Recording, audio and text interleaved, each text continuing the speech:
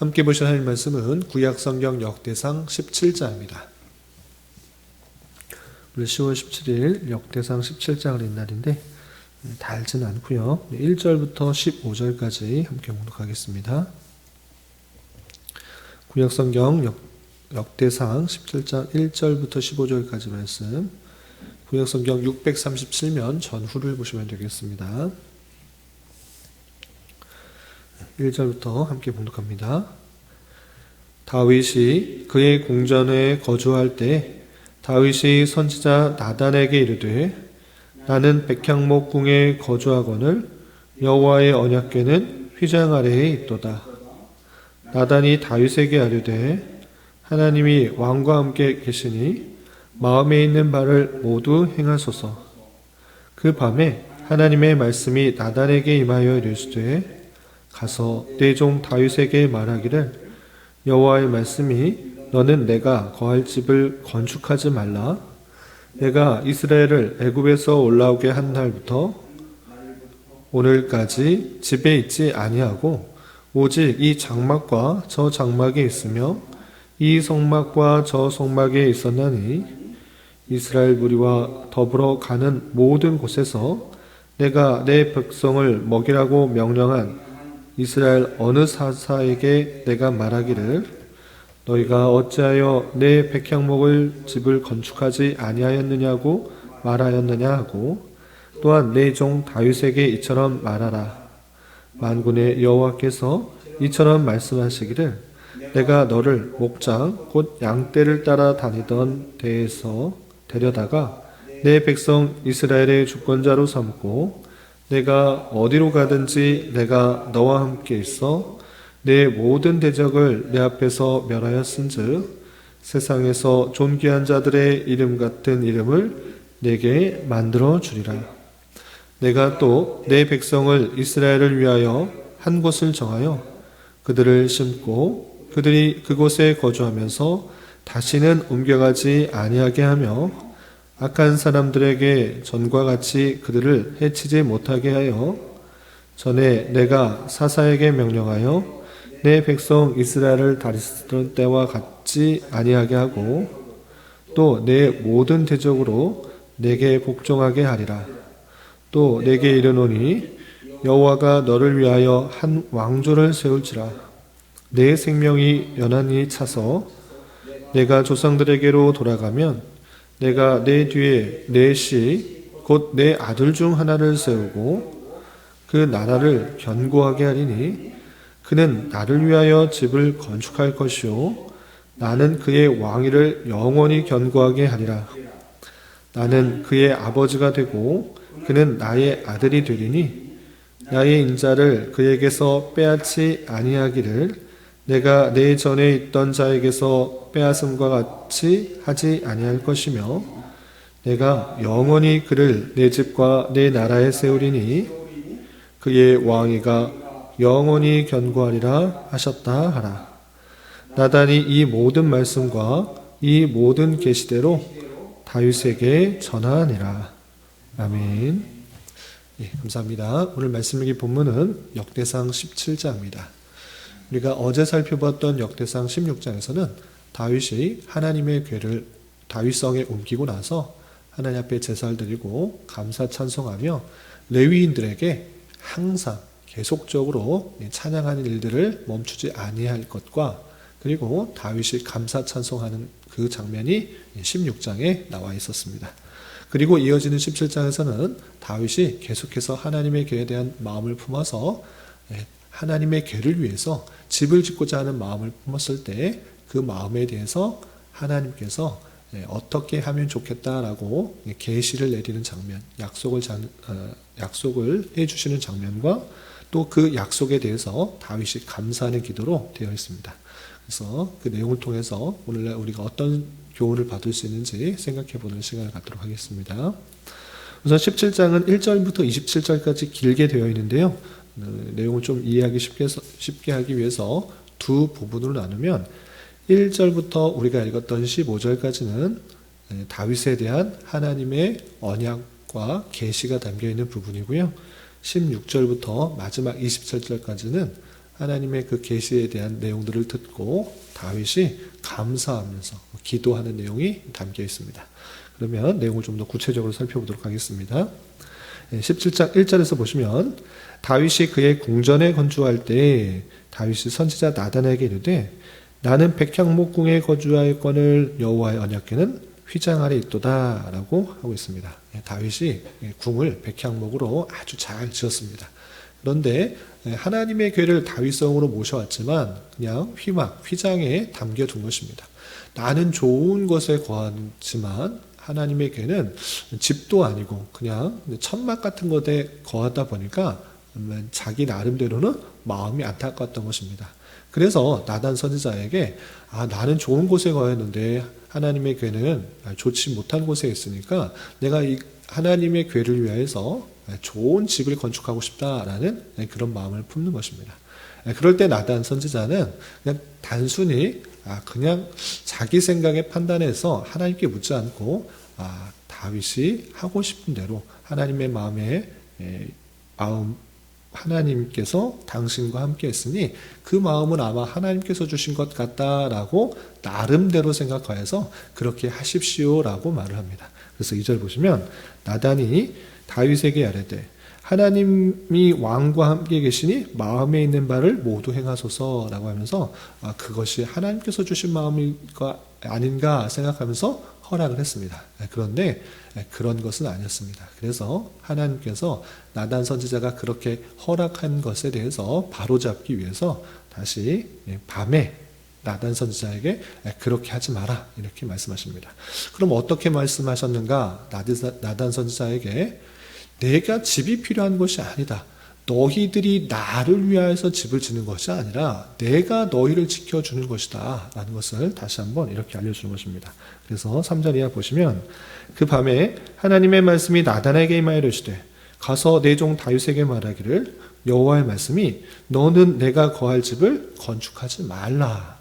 건축하는 것 하지 말라 이렇게 말했던 것입니다. 그리고 5절 이하 보시면 내가 이스라엘을 애굽에서 올라오게 한 날부터 오늘까지 집에 있지 아니하고 오직 이 장막과 저 장막에 있으며 이 성막과 저 성막에 있었나니 이스라엘 무리와 더불어 가는 모든 곳에서 내가 내 백성을 먹이리라고 명령한 이스라엘 어느 사사에게 내가 말하기를 너희가 어찌하여 내 백향목 집을 건축하지 아니하였느냐고 말하였느냐라고 말하라고 합니다.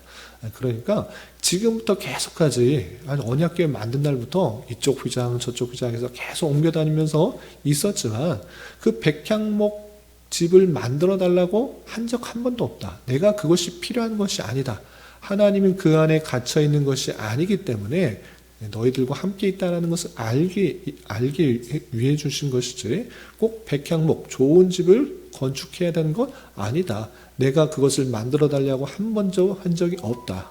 그러므로 다윗에게 그것을 짓지 않도록 하라 이렇게 말하도록 한 것입니다. 그리고 그냥 집 지으려고 했는데 집 짓지 말라 이렇게 그냥 거절하고 끝내신 것이 아니라 그 마음은 아주 귀한 것입니다. 하나님을 향한 그리고 하나님을 위한 그 마음이 아주 귀하기 때문에 다윗의 그 마음을 아시고 세 가지 약속을 합니다. 어떤 약속을 하는가? 다윗을 위한 약속과 또 다윗과 함께하는 그 백성들을 위한 약속 그리고 다윗의 자손에 대한 약속 이 세 가지 약속을 더해 주는 것입니다. 이것이 이른바 다윗 언약이라는 그런 부분인데 핵심적인 것은 물론 다윗에 대한 것, 다윗과 함께하는 백성에 대한 것 중요한 약속이긴 하지만 아주 핵심적인 것은 다윗의 후손에 대한 약속인 것입니다. 그러면 먼저 다윗과 그 백성에게 하신 약속이 무엇인지 내용을 좀 보도록 하겠습니다. 다윗에 대한 약속이 7절, 8절 이렇게 이어지고 있습니다. 7절, 8절 보시면 내 종 다윗에게 이처럼 말하라.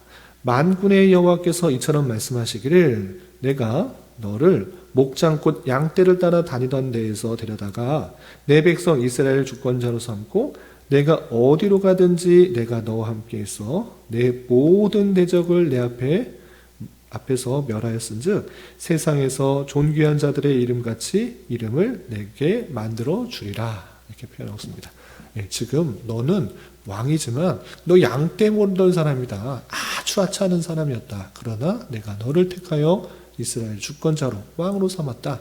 여기서 그치는 것이 아니라 너 앞에 있는 여러 대적들, 너 주변에 있는 내 대적들을 다 너 앞에서 패하게 하여서 내 이름을 존귀하게 만들어 줄 것이다. 그래서 다윗의 이름을 아주 존귀하게 하겠다는 약속을 맺어 주시는 것입니다.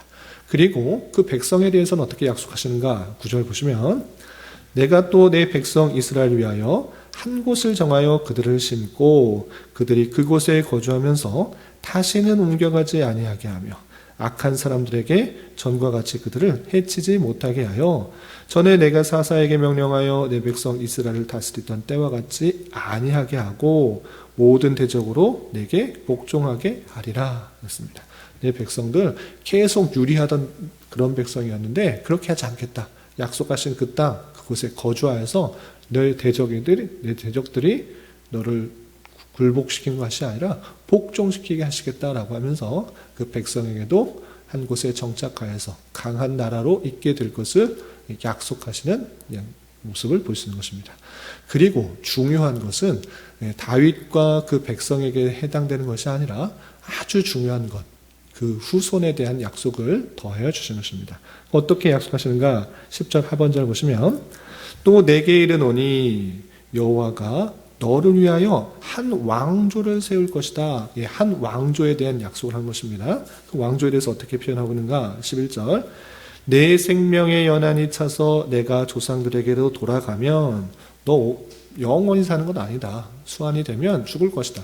그럼에도 불구하고 내가 내 뒤에 내 씨 곧 내 아들 중에 하나를 세우고 그 나라를 견고하게 하리니 너 생명이 다해서 죽게 되어더라도 내 자손, 내 아들 중에 한 사람을 세워서 그 나라를 견고하게 할 것이다. 하나님의 그 나라를 견고하게 할 것이다 라고 표현하고 있습니다. 그리고 12절 그는 그 아들 중에 하나는 나를 위하여 집을 건축할 것이요 너는 건축하지 못하지만 그 사람은 건축할 것이다. 나를 위하여 집을 건축할 것이다. 그리고 나는 그의 왕위를 영원히 견고하게 할 것이다. 그리고 나는 그의 아버지가 되고 그는 나의 아들이 되리니 나의 인자를 그에게서 빼앗지 아니하기를 내가 내 전에 있던 자에게서 빼앗음과 같이 아니할 것이며 내가 영원히 그를 내 집과 내 나라에 세우리니 그의 왕위가 영원히 견고하리라 하셨다 하라 라고 하면서 그 자손을 통해서 나오는 나라가 온전히 굳게 설 것이고 영원히 하나님께서 지킬 것이다 라고 알려주는 그 약속을 했던 것입니다. 물론 다윗에게 하신 약속과 또 그 백성에게 하신 약속 아주 중요한 내용인 것입니다. 그러나 그 후손에 대한 그 씨를 통해서 나온 그 약속이 아주 중요한 언약인 것입니다. 이 언약이 다윗 언약의 핵심인데 그것은 단순히 다윗의 아들을 통해 낳은 솔로몬이 성전을 짓고 그 나라가 영원할 것이다 라고 말하는 것이겠습니까? 아닌 것입니다. 물론 눈으로 보기에는 내 아들 중에 하나를 세워서 나라를 견고하고 그가 나를 위하여 집을 건축할 것이다. 이 내용이 그냥 문자적으로만 보면 다윗에게서 난 솔로몬이 왕위를 이었고 그가 성전을 건축하였으니까 다윗에게 해야 되는 약속이구나 라고 생각하는데 이것을 읽는 1차 독자조차도 그 솔로몬의 나라가 영원하지 않았다는 것을 알고 있는 것입니다. 그 나라가 완전히 명하고 지금 포로에서 다시 되돌아온 백성들에게 이 내용을 알려주는 것입니다. 그럼 이 약속, 다윗에게 하신 약속은 하나님께서 실수로 잘못하신 것입니까? 그 내용이 아닌 것입니다. 이 다윗의 씨를 통해서 하나님의 나라가 견고하게 될 것이고 나는 그의 아버지가 되고 그는 나의 아들이 될 것이고 그 인자에게서 어떤 것도 빼앗기지 못하고 또 내가 영원히 그를 내 집과 내 나라에 세울 것이고 그의 왕위가 영원히 견고할 것이다 라고 한 약속은 단순히 다윗에게 나서 왕위를 이은 솔로몬을 말하는 것이 아니라 다윗의 자손을 통해서 참된 왕, 하나님의 나라의 참된 왕으로 오실 예수 그리스도를 예표하는 언약이구나를 생각할 수 있는 것입니다. 이 언약이 아담으로부터 해서 아브라함, 이삭, 야곱 계속적으로 주어지는 약속에 이어지는 선상 가운데 있는 것입니다. 주님께서 그 메시아를 약속하시고 계속적으로 그의 택하신 백성들에게 뜻을 알려주고 또 구체적으로 누구 자손을 통해서 낳을 것인지도 알려주고 있는 것입니다.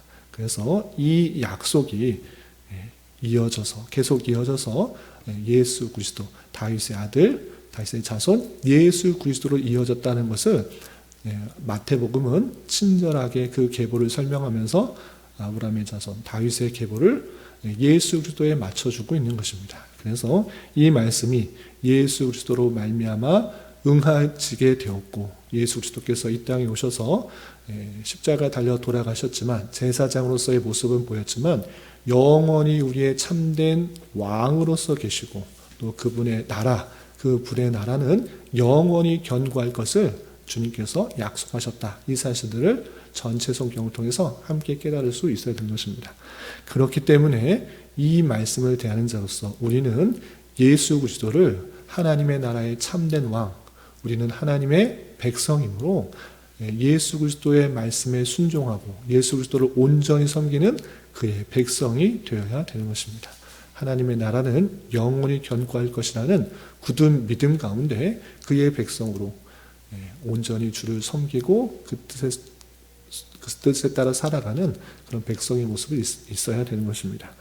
그런 가운데 있어서 우리가 참으로 주님을 왕으로 모시는지 아니면 종처럼 모시고 있는지 되돌아보면서 주님께서 하신 말씀을 부지런히 읽어 그 말씀에 순종하게 힘쓰는 그런 자들이 되어야 될 것입니다. 여기까지가 다윗에 대한 하나님의 언약이 되어 있고, 이 말씀을 나단 선지자가 듣고 다윗에게 전하였을 때 다윗은 어떻겠습니까? 다윗과 그 백성과 그의 자손에 대한 하나님의 확실한 약속을 듣고 정말 기뻐하지 않을 수 없는 것입니다.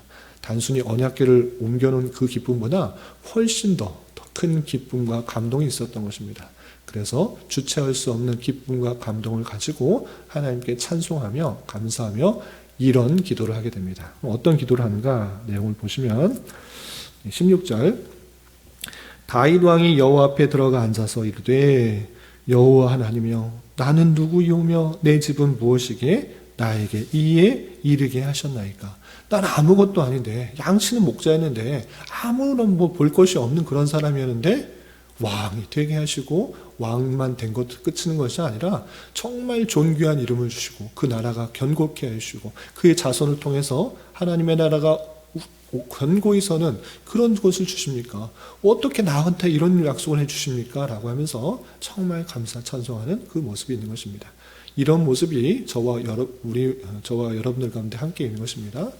내가 잘나서 내가 무엇을 잘할 수 있는 능력이 있어서 구원받은 것이 아니라 부족하고 연약하고 죄만 있는 인생임에도 불구하고 하나님의 선하신 뜻 가운데 나를 택하여 주시고 또 하나님의 때에 복음을 듣게 하셔서 믿음이 생기게 하시고 그렇게 살아간 것에 대한 동일한 기쁨과 감사가 있어야 될 것입니다.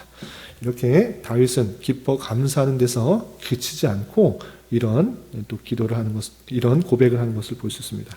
좀 건너뛰어서 19절, 20절, 21절에 보면 이런 감사 고백이 있습니다. 19절 보시면 여호와여 주께서 주의 종을 위하여 주의 뜻대로 이 모든 큰 일을 행하사 이 모든 큰 일을 알게 하셨나이다. 여호와여 우리 귀로 들은 대로는 주와 같은 이가 없고 주 외에는 하나님이 없나이다. 땅의 어느 한 나라가 주의 백성 이스라엘과 같으리까. 하나님이 자기 백성을 구속하시려고 나가사 크고 두려운 일로 말미암아 이름을 얻으시고 애굽에서 구속하신 자기 백성 앞에서 모든 민족을 쫓아내셨으며 주께서 주의 백성 이스라엘을 영원히 주의 백성으로 삼으셨으니 여호와여 주께서 그들의 하나님이 되셨나이다 라고 하면서 하나님의 섭리의 역사와 하나님의 선하신 뜻에서 감사 찬송하고 있습니다. 핵심적인 내용은 무엇입니까? 이스라엘 백성들이 다른 민족보다 강하고 수효도 많고 뛰어나니까 하나님께서 그를 택하신 것이 아니라 이렇게 이스라엘같이 정말 없고 부족하고 연약한 백성임에도 불구하고 어떻게 이런 나라를 택하여 주셔서 강하게 하십니까? 하나님의 나라가 되게 하십니까? 하나님의 선하심과 인자하심, 다른 어떤 신에게도 볼 수 없는 그런 놀라운 하나님을 찬양하고 고백하고 있는 것입니다. 이렇게 하나님께 감사 찬송에서 그치는 것이 아니라 기도와 간구가 이어지고 있습니다. 이런 놀라운 하나님에 대해서 깨달은 다윗은 무엇을 간구하고 있는가? 그 내용을 보도록 하겠습니다. 23절 이하 보시면 여호와여 이제 주의 종과 그의 집에 대하여 말씀하신 것을 영원히 견고하게 하시며 말씀대로 행하사 견고하게 하시고 사람에게 영원히 주의 이름을 높여 이르기를 만군의 여호와는 이스라엘 하나님 곧 이스라엘의 하나님이시라 하게 하시며 주의 종 다윗의 왕조가 주 앞에 견고히 서게 하옵소서. 나의 하나님이여 주께서 종을 위하여 왕조에 세울 것을 이미 듣게 하셨으므로 주의 종이 주의 앞에서 기도로 간구할 마음이 생겼나이다. 계속해서 기도하고 있는데 여러 내용들의 핵심이 무엇입니까? 잘 살펴보면 그 하나님의 뜻이 온전히 견고하게 되게 해달라고 또 하나님께서 하실 것들을 듣게 하셨으므로 내가 기도하며 간구할 마음이 생겼습니다 라고 고백하고 있는 것입니다. 여기서 기도에 아주 중요한 내용이 나옵니다. 그것은 무엇입니까? 하나님께서 하신 약속인 것입니다. 내가 너를 견고케 할 것이고 백성들도 강건케 할 것이고 자손을 통해서 영원한 나라가 견고케 될 것을 약속하셨습니다.